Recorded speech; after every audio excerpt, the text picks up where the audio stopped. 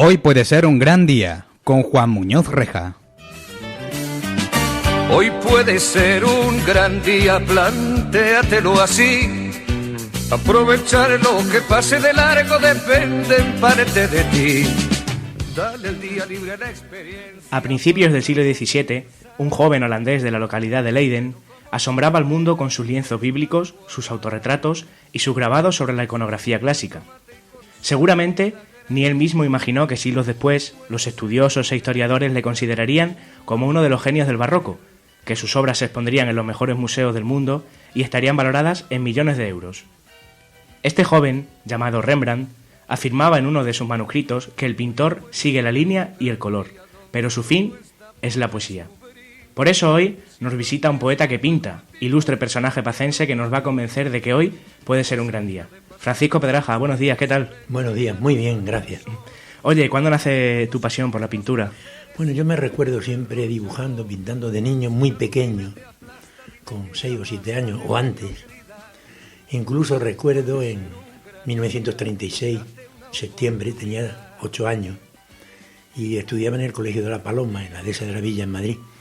Y el primer día de clase, el profesor, un muchacho joven, a mí me parecía muy mayor, claro, pues hizo un dibujo en la pizarra, que era un niño con una cartera en la espalda, pantalón corto y medias altas, andando rápido. Dijo dibujarlo. Terminé el primero, lo entregué, y cuando lo vio, lo fue enseñando por todas las aulas. Eso fue para mí pues, un reconocimiento y un premio, pues, el primer premio y quizá el más importante de mi vida. Sí, porque luego te impulsó a dedicarte a la pintura. Claro, ¿no? sí, ya tenía la vocación segura, sí. Sí. ¿Y cómo llegas a Badajoz? ¿Cómo nace tu vínculo con esta ciudad? Bueno, mi madre era de Don Benito y toda la familia de Badajoz y otros sitios de la provincia. Y cuando termina la guerra, mi padre, que había pedido la excedencia en Hacienda, pide el reingreso y no había plaza en Madrid. Y entonces, pues, decidió venirse a Badajoz, que era tierra de su mujer y la familia. Esa fue la causa. Y luego ingresaste en la Escuela de Pintores de Madrid y ahí comenzaste... Bueno, no, en la Escuela de Pintores no he ido por libre. Uh-huh.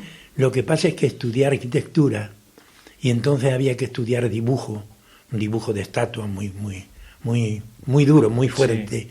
En el examen, que aprobé además en la Escuela de Arquitectura. Lo mismo que alguna asignatura, había que hacer 2 años de ciencias. Y ahí fue cuando me inicié más seriamente en el trabajo del dibujo.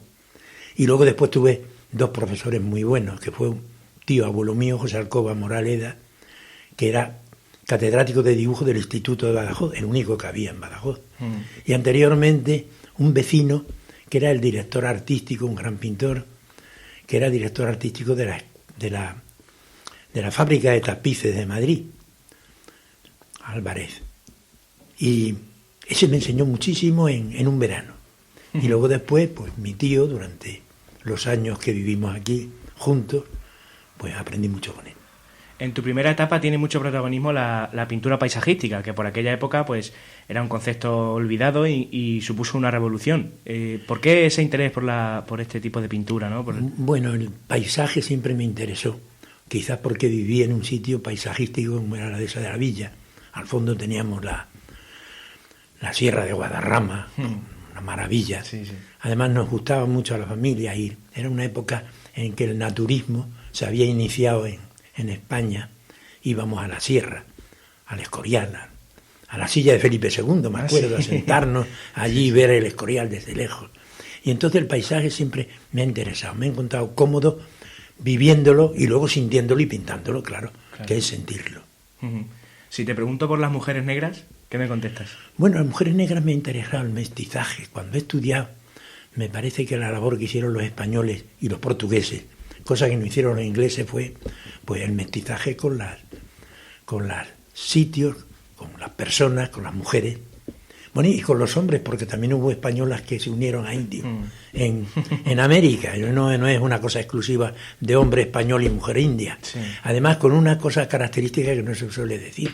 Hubo un orden real de los reyes católicos y luego de Carlos V y Felipe II diciendo que los españoles se unieran, se casaran con las indias. Es decir, que no es un encontrarse, un liarse, no, Sí. es otra cosa también. Bueno, hubo de todo, claro. Pero a pesar de eso, había una orden desde arriba de que debían hacerlo. Y ese mestizaje me interesó mucho, ese mundo de América. Tengo un proyecto que lo inicié y lo he ido dejando, que es esa visión del mundo americano desde el punto de vista español, de ese mundo fraterno y unido. Lo que llama Vasconcelos, el escritor mexicano, hablaba de la raza cósmica, una raza mundial que se había extendido desde Filipinas, desde la isla de Guam, desde las Marquesas y las Carolinas hasta América. Ese mundo me interesó siempre. Por eso tengo esos cuadros de esa serie negra. Háblame de la tertulia de Esperanza Segura. Bueno, eso fue uno de los grandes acontecimientos de la cultura ciudad. en Extremadura. No en la ciudad de Extremadura. Sí. No hubo una institución libre, abierta. Bueno, abierta, ahí entraba quien quería Esperanza Segura. Sí. Ni su padre ni su hermano asistían, sí.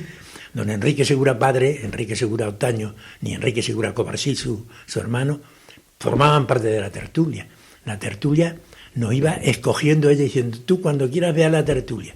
A mí me llevaron dos compañeros de instituto que formaban parte de la tertulia, que era Julián Cuéllar, hermano pequeño del que fue alcalde, que era un fuera de serie en literatura, y fue el que me descubría a Steinbeck, por ejemplo, Las uvas de la ira de Steinbeck, una maravilla.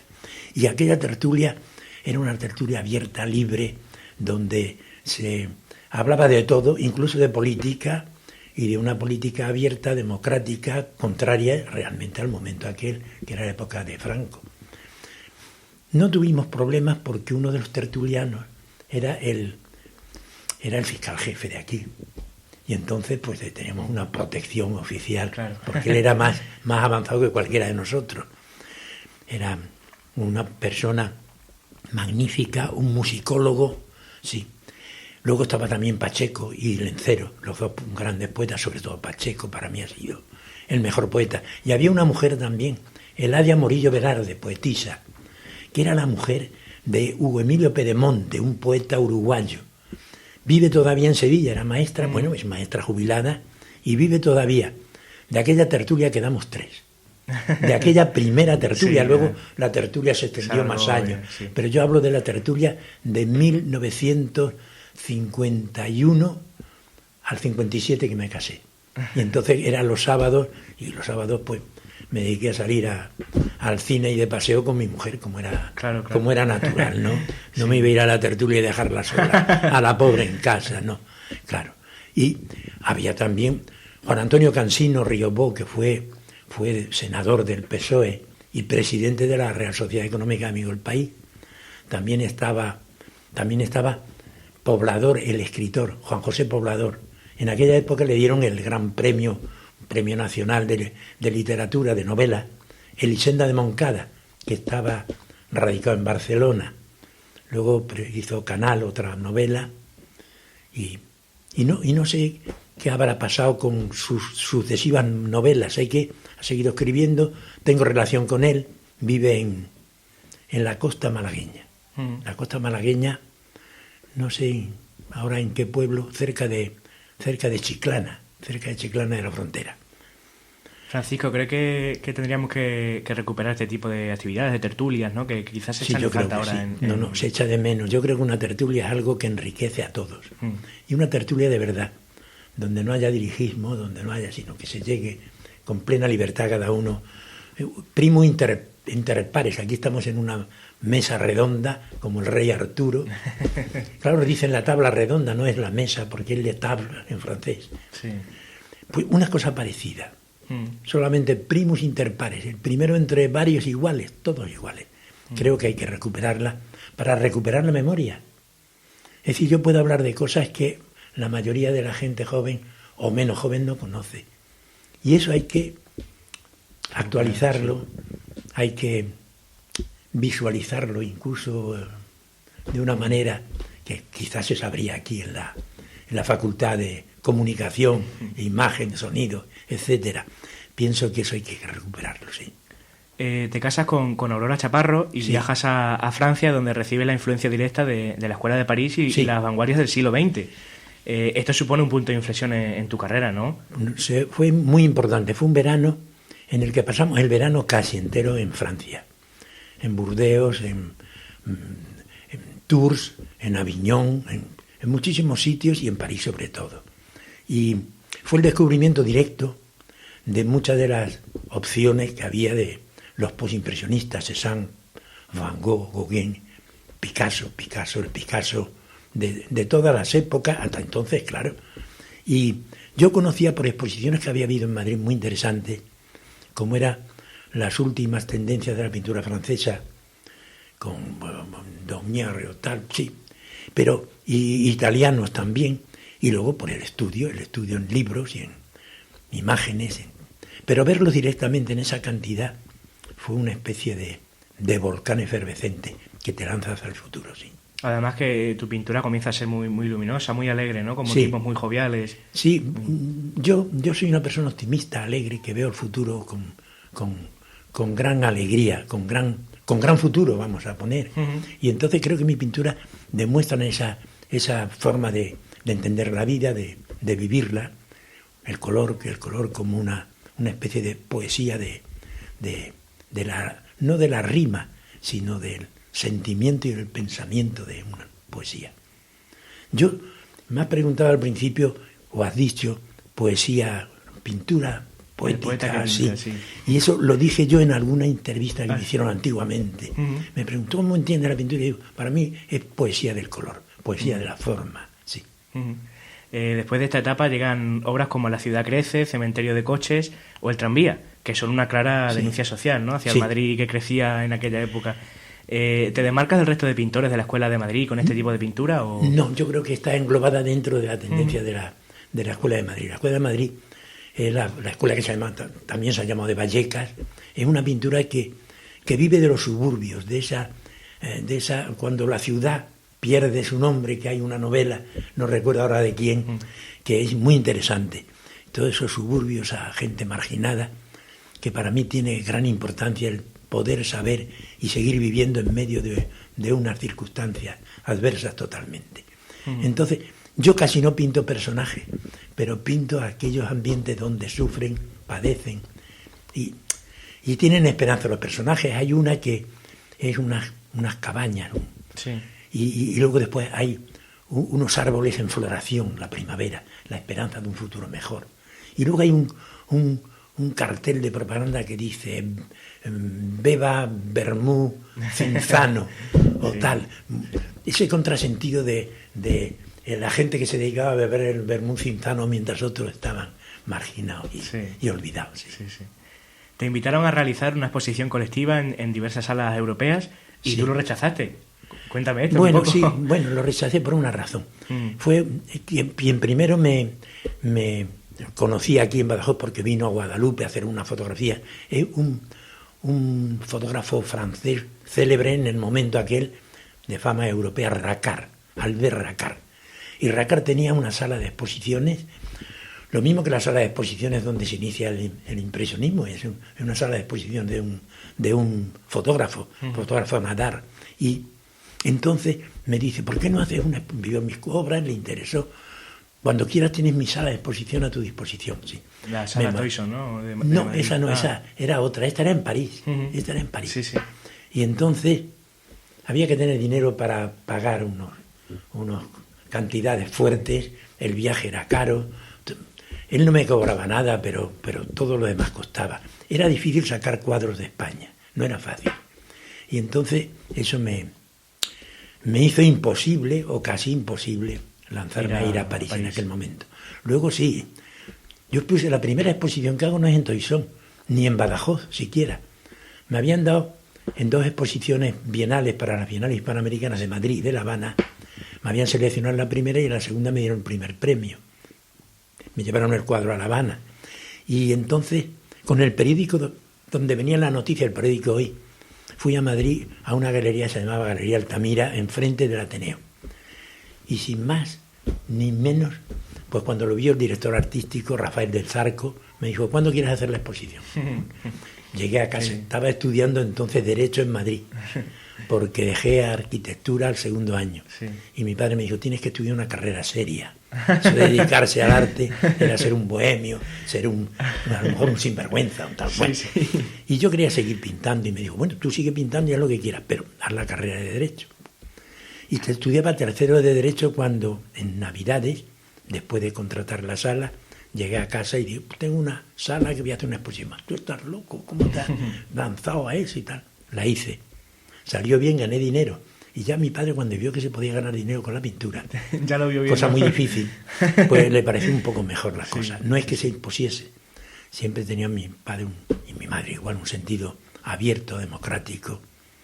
Y aunque fui hijo único, que siempre lo sujetan, tuve pues un tratamiento muy liberal. ¿Por qué era tan difícil sacar los cuadros de España en aquella época? Porque en aquella época todo era difícil. Todo era difícil. Y había que pagar unas cantidades como para que los cuadros volviesen, porque pensaban que a lo mejor te llevaba algún cuadro no de los tuyos.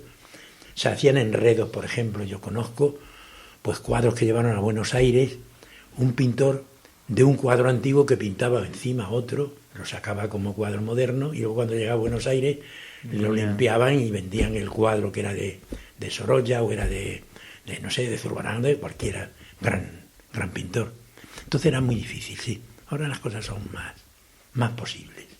Y luego pues llegó tu etapa expresionista, en la que se te considera el introductor de la pintura moderna en Extremadura. Sí, eso lo dice en el libro de la Fundación Marx sobre Extremadura, el que hace la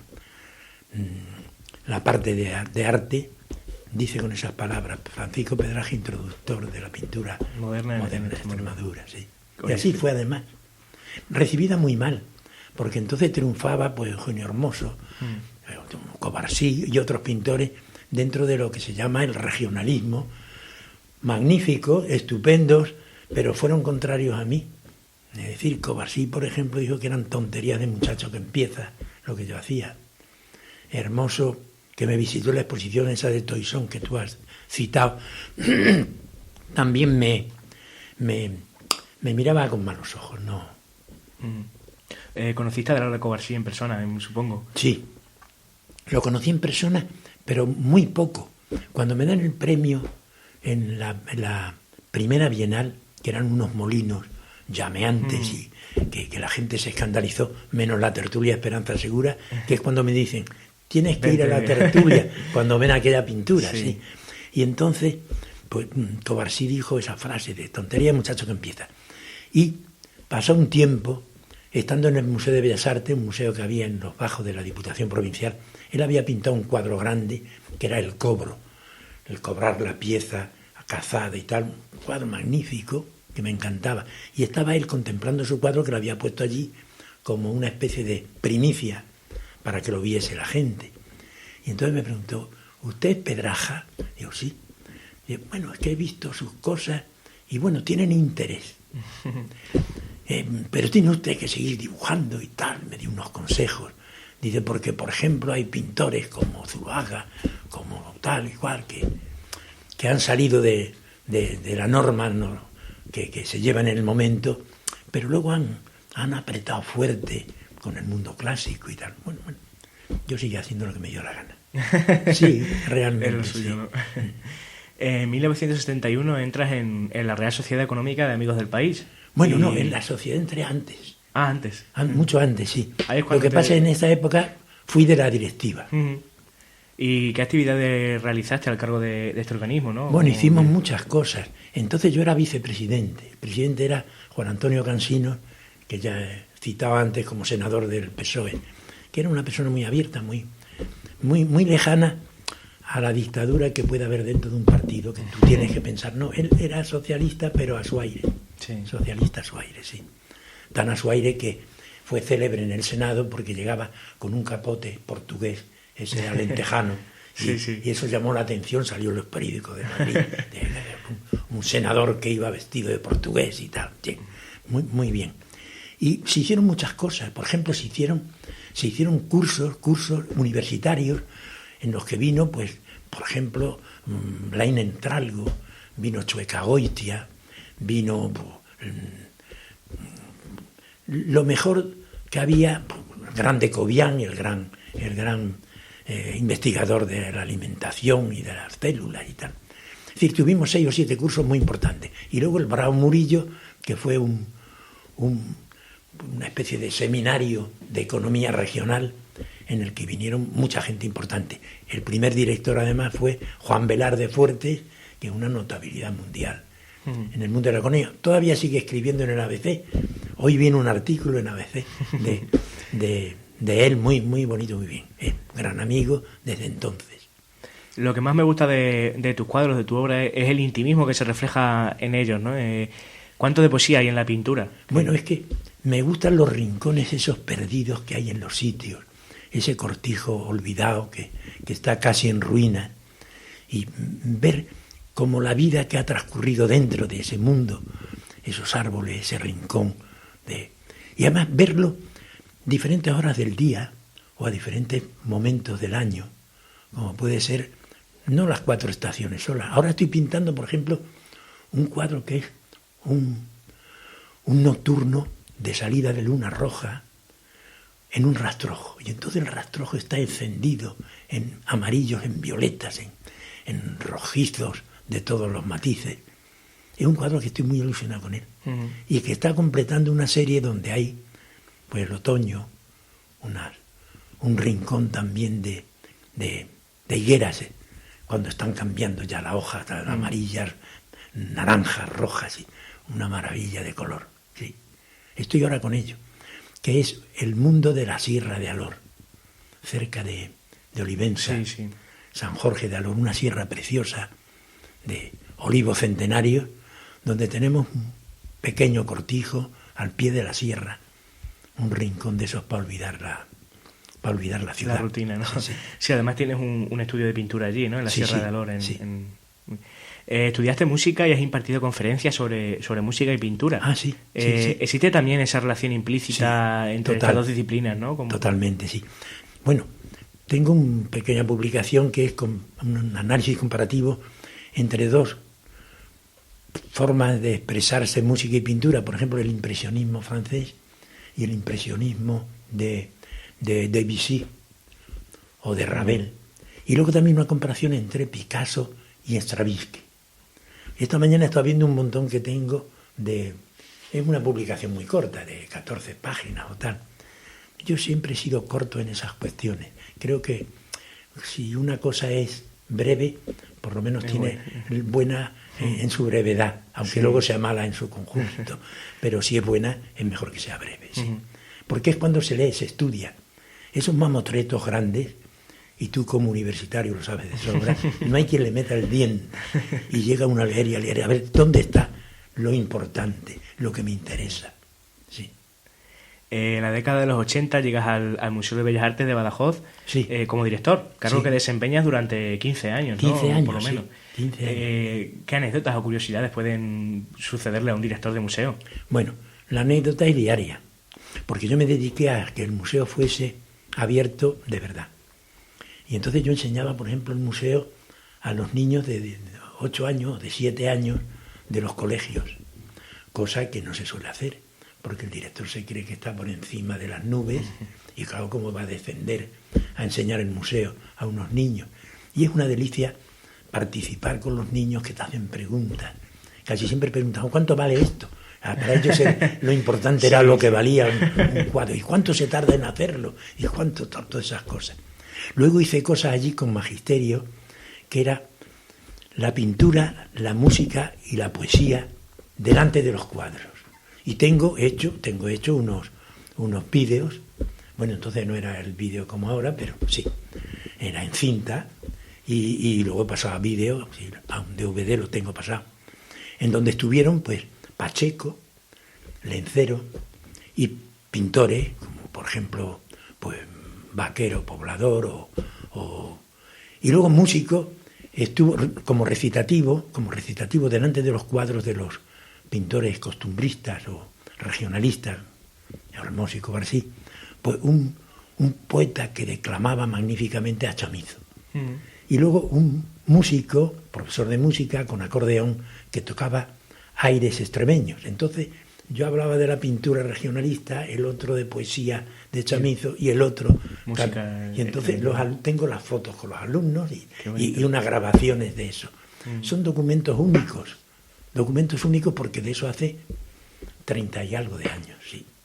Son documentos que no conviene perder. Y luego otra cosa que hice fue llevar cuadros sobre caballetes, porque íbamos a sitios, por ejemplo, un colegio en Fregenal, o un colegio en la Roca de la Sierra, donde yo iba y daba una pequeña conferencia de pie, con la gente alrededor de pie, madres con niños y tal. Es decir, lo que hizo Lorca con el carro aquel que iba... La barraca. Pues, la barraca. Sí. Pues, hecho aquí en Extremadura directamente y sin propaganda ninguna. Tengo las fotos, ¿eh?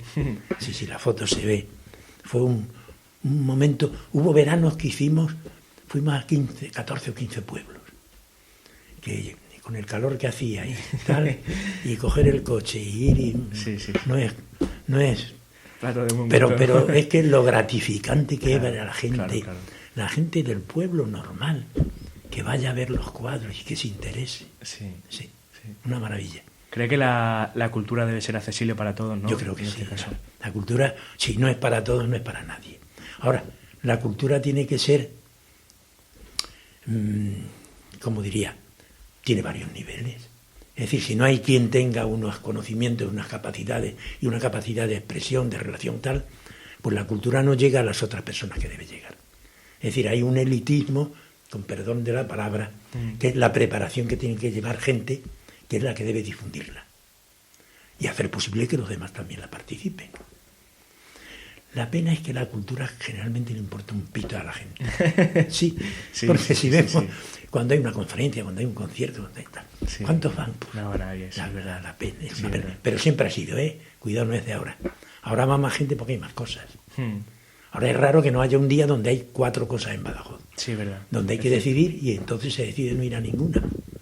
Sí, para no hacer el feo a este, al otro, y decir, pues no he podido ir a ninguna. Claro. Sí. ¿Cómo era el panorama cultural de la ciudad pues a mediados del siglo XX en comparación con ahora? Bueno, lo acabo casi de decir. Es decir, la abundancia, la capacidad, los sitios que hay. No lo había entonces, claro. Por ejemplo, el museo en el año 1950, el museo estaba en 4 salas en el piso bajo de la Diputación Provincial. Un museo precioso, muy bonito, interesante, pero no era lo que es ahora. Lo que es ahora y lo que veremos que sale ahora de la obra que están haciendo. Sí, porque tiene tela marinera. Sí. Mejor no hablar, no quiero hablar del tema. Porque me entra una penosa sensación de que hemos perdido el norte. Sí, que hemos perdido el respeto al patrimonio, que hemos perdido el respeto a la historia. Sí. Bueno. Has realizado exposiciones en la Galería Quijote de Madrid, la Sala Rusiñol de Barcelona, la Galería Palma de Lisboa, o la Sala Brocense de Cáceres, ¿no? Entre muchas otras. ¿Con cuál de todas las exposiciones te quedarías? Una que te haya supuesto un gran... La de Lisboa. Sí. ¿Y por qué? Porque Lisboa es una ciudad entrañable para nosotros, me refiero a los extremeños de la raya. Entonces, llegar allí, cerca de la Fundación Gulbenkian, estaba la sala, una sala preciosa, tan magnífica que al cabo de un par de años más, pues la cerraron porque se vendía a un banco. Lo que pasa siempre, los bancos compran las mejores cosas y fastidian todo. Y era una sala preciosa, acristalada, unos ventanales, con una iluminación. Y fue una fiesta aquello de gente de allí, de críticos y tal, pero de gente de aquí fueron muchos amigos. Sí, es formidable eso de encontrarse 14 o 15 matrimonios amigos que fueron a Lisboa y comimos luego juntos, allí en Cascais, que nos fuimos a Cascais a comer a un sitio, el arroz ese caldoso, tan estupendo portugués. Sí, fue inolvidable por todas esas circunstancias, sí. Y además vendía algunos cuadros, sí, también. El mito de Occidente. Oh, qué maravilla. Bueno, qué maravilla pintarlo, no me refiero a la categoría de la obra, lo que disfruté varios años pintando eso, soñando con todo ese mundo, desde la prehistoria hasta nuestros días, cuando al final salen los genes, y sale el mundo de el alfa y omega, y un caballito verde, que es el caballito de Gauguin, que quería volver a la infancia. Porque de tanto saber y tanto pensar y tal, llega un momento en que no sabe uno nada. Y recuerda uno la infancia como el momento infeliz en que todo era un misterio, en que todo era una maravilla que tenía uno que descubrir. Y cuando se va descubriendo el misterio y se ve que no hay tanto misterio, pues entonces hay una especie de decaimiento de la sensibilidad, de la emoción. No sé. Sí. Yo creo que sigo todavía en la infancia, que es lo bueno. Tener ilusión, optimismo, sí. Pensar que todavía tiene uno camino por delante, cuando tiene uno muchos años, y quedan pocos, claro, es natural que queden pocos. Y hay que pensar en ello también, pero yo también pienso que saber alargar el tiempo, sí. Oye, ¿cuánto tiempo te lleva lo de pintar el mito de Occidente? Porque yo recuerdo que lo vi en el edificio metálico sí, que hay en la universidad. En el año 2000. En el año 2000. Wow, como sí. Diciendo que bueno, me llevé varios años, sí, por lo menos 4 o 5. Claro, pero al mismo tiempo hacía otras cosas, cuidado. Claro, me imagino. Sí, sí, hacía algunos cuadros y también pues mis clases que daba en la Facultad de Educación, sí. ¿Dónde pintaste este cuadro? Pues lo pinté en varios sitios. Lo pinté en la Facultad de Educación en verano. Me cedieron una de las aulas y allí pinté, tengo las fotos y todo. Luego lo pinté en el estudio del campo en San Jorge de Alor, sí. Y luego lo pinté también en la calle La Soledad, encima de donde está una tienda de música y en el estudio de Vidarte también de fotografía. Sí, enfrente del estudio de Vidarte. Sí. Pues en el piso principal había un amigo que tenía allí una sala bastante grande. Me dijo, si quieres pintar, pinta allí. Y pinté allí también. Es decir, que tengo varios sitios. Sí. Madre mía, la verdad es que es un cuadro precioso. Fue divertido, lo pasé. Y lo tengo enrollado y metido en un armario arriba. ¿Sí? La verdad es que el proceso pictórico es fascinante, sí, ¿no? Desde que haces quizá el primer boceto, ¿no? Hasta que ves el cuadro. Sí. ¿Cómo es eso? ¿Cómo es esa sensación? Bueno, yo desde el principio ya tenía la idea casi vista, lo que había que desarrollarla. Y luego sale otra cosa de lo que tú has pensado. No sale exactamente, no se ve exactamente, pero sí se ve las sugerencias que puedes decir. Por ejemplo, si llega el Renacimiento hay que hablar de la imprenta. Si llega a la imprenta hay que hablar de Lutero y hay que hablar de la expansión de las ideas y de las ideas de otro sentido, de decir, oye usted, yo la Biblia la leo yo y la interpreto yo, no tiene usted que decirme lo que tengo que pensar si leo la Biblia. Claro, y en esos momentos reaccionan muchas cosas dentro de ti. Sí. Y luego ver la época de la Ilustración y ver la libertad, la balanza de la justicia, donde una cosa grande y otra pequeña pesan igual, sí, pero son distintas. No sé, es decir, es un mundo de ideas, de pensamientos, de sentimientos, desde luego. Y el Renacimiento, con la nueva forma de entender la vida y de ver la vida, que se ha perdido. ¿Cuánto te hubiese gustado vivir? Pues en el Renacimiento, pero en el Renacimiento de los ricos, claro. A vivir pobre siempre es tiempo, ¿no? Bien, ver cómo vivieron los grandes pintores del Renacimiento. Sí, Da Vinci. Sí, claro, sí. Has sido profesor de Historia del Arte en la Universidad de Extremadura. ¿Cuál es el recuerdo más bonito que tiene de esta etapa, ¿no? Mucho. Siempre me he llevado muy bien con los alumnos. Yo siempre les decía el primer día de clase, estáis todos aprobados. No perder el aprobado, subirlo para arriba. Es decir, hay que animar a la gente. Claro. Y hay que hacer posible, porque yo cuando veo a algunos profesores que dicen, he suspendido al 90%, realmente el que se suspende es él. El que no es capaz de sacar a casi todos los alumnos adelante es por culpa suya. Porque tiene que hacer la enseñanza atractiva, incluso divertida. ¿Por qué no? Sí, es salirse fuera, es encontrar caminos, es abrir caminos para los demás. Pero abrir caminos yendo delante, no detrás como en el rebaño con el palo dándole a las ovejas para que funcionen, no. Yendo delante, abriendo caminos, sí. Cada día era una sorpresa.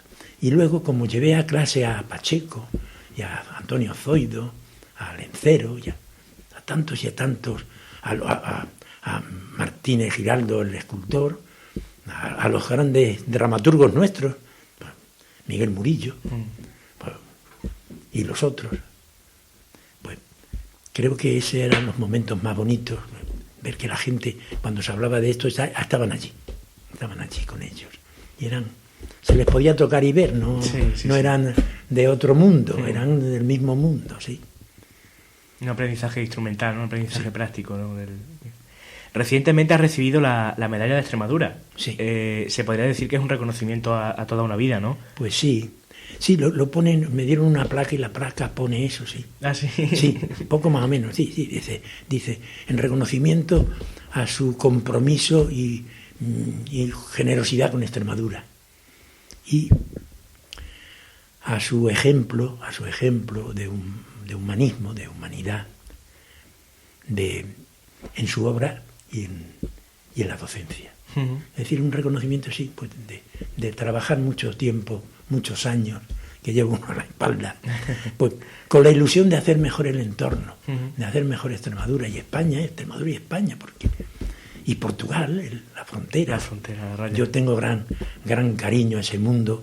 El mundo del Renacimiento en Badajoz y en Évora fue una maravilla. Lo tengo escrito. Yo tengo muchas cosas escritas y no publicadas. Sí. A lo mejor algún día publico alguna de esas cosas. He publicado cosas también, sí. ¿Con qué cuadro te quedarías de todos los que conforman tu obra? No, eso es un problema grave. ¿Con qué hijo? Tengo 3 hijos. Entonces, ¿qué hijo salvas de un terremoto? Pues a los 3. Y si no, a morirnos todos. Sí. Sí, no se puede salvar un cuadro solo. Claro. Sí, hay que salvar a algunos más. Bueno, salvaría a alguno. La Charca, que me dieron el primer premio en la Bienal y estuvo en la Bienal de La Habana. Sí, tuve la suerte de que no me lo compraron. Estuvieron a punto de comprármelo y por una diferencia de dinero no lo vendí. Y cuando lo tengo en casa, en el salón, cuando lo veo me da alegría porque hasta recuerdo dónde lo pinté, qué hora lo pinté. Sí, en el estudio que tenía, que fue el estudio de mi tío abuelo, Alcoba, el catedrático de dibujo, que vivimos en su casa cuando ya murieron, y en el estudio suyo tuve yo mi estudio, claro, no con la pompa que tenía él, sino con 4 cacharros y medio. Pero allí, sentado en una esquina en el suelo, en un atardecer, era por la tarde, empecé y casi terminé el cuadro. Sí. Entonces, La Charca sería el cuadro que salvaría. Sí, puede, ya, me decido. Sí. Muy bien, amigos, encaramos la recta final.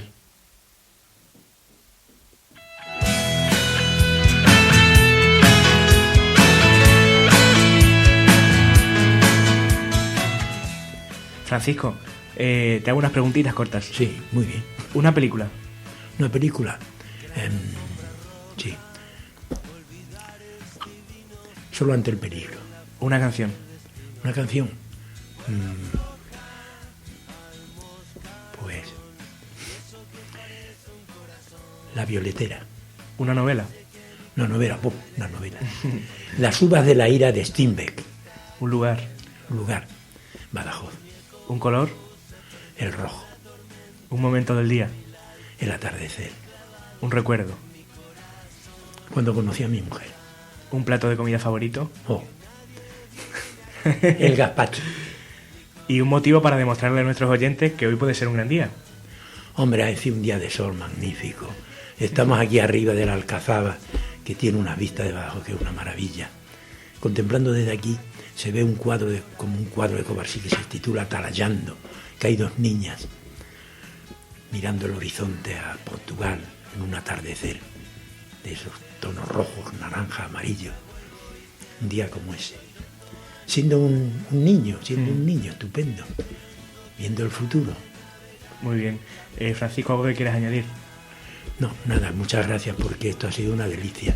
Hacía mucho tiempo que no me hacían una entrevista tan abierta, tan simpática y además con preguntas muy fáciles de contestar, sí. No difíciles que te ponen en compromiso. Sí. Entonces, muchas gracias. Y además me parece que esta radio abierta, juvenil y tal, tiene que expandirse más por la ciudad. Muy bien.